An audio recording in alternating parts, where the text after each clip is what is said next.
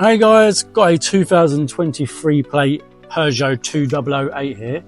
Just going to show you how to adjust the date and the time on this one.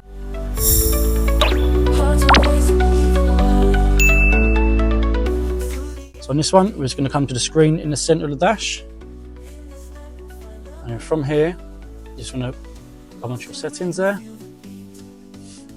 Then go to System. And click on the time there, date and time. Now from here, you can keep it on to do automatic date and time. So it'll adjust itself for you, or if you want to do it manually, untick that, scroll down, put in the time that you need there. Then once you're finished, press apply on the bottom left.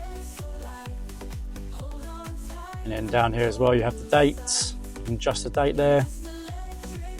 Same again, apply, 12-hour clock, 24-hour clock, and then your date format, however you like that.